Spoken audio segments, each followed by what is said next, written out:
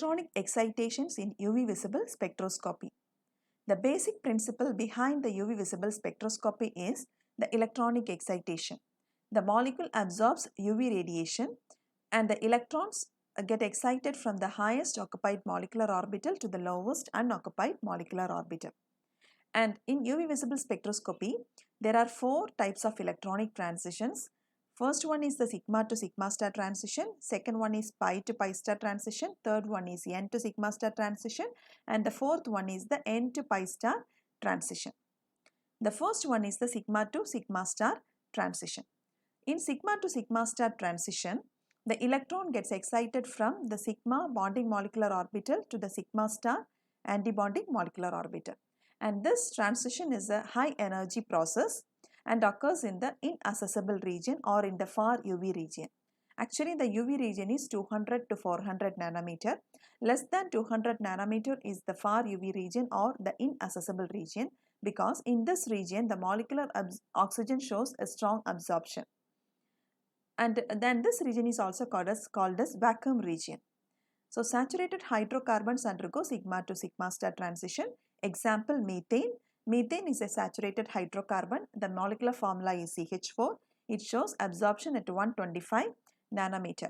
And ethane shows absorption at 135 nanometer.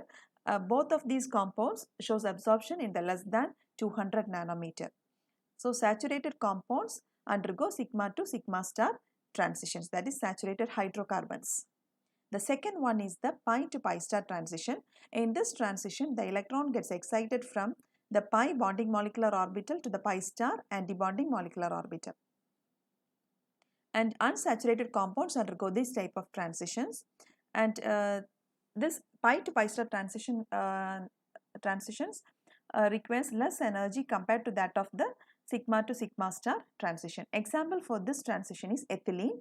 Ethylene is an unsaturated compound. It shows absorbance at 185 nanometer. And 1,3-butadiene is a conjugated diene and it shows absorbance at 217 nanometer. So this is 1,3-butadiene. 1,3-butadiene is a combination of 2 ethylene molecules. So these 2 ethylene molecules combine together to form the 1,3-butadiene. It's a conjugated system. In 1,3-butadiene, just to see the figure, this is the energy difference between the ethylene molecules. That is the energy gap between the HOMO and LUMO.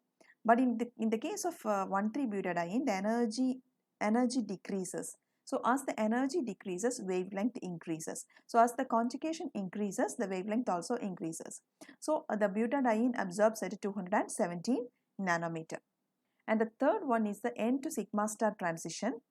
So in this transition, the electron gets excited from the non-bonding molecular orbital to the antibonding molecular orbital. And it is a high energy transition, occurs in the inaccessible region, that is less than 200 nanometer. And methanol absorbs at 174 nanometer. So saturated compounds containing a heteroatom undergo this type of transition. Then fourth transition is the n to pi star transition.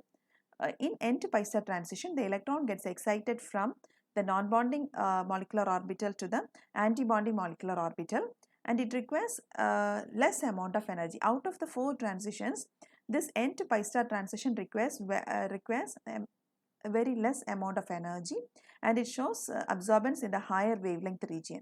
So unsaturated compounds having heteroatom undergoes this type of transition. Example, aldehydes and ketones undergo n to pi star transition. Actually, the n to pi star transition is a forbidden transition. That is, the n and the pi star orbitals are in different plane. So that means it is n and pi star are perpendicular to each other. So it is very difficult to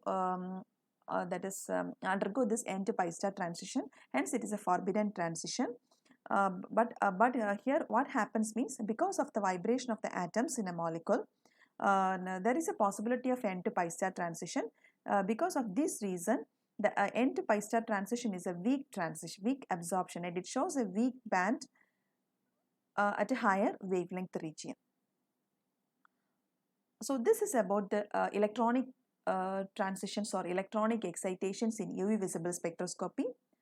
Hope you all understood how the electronic transition takes place and what are the types of electronic transitions in UV visible spectroscopy. Thank you.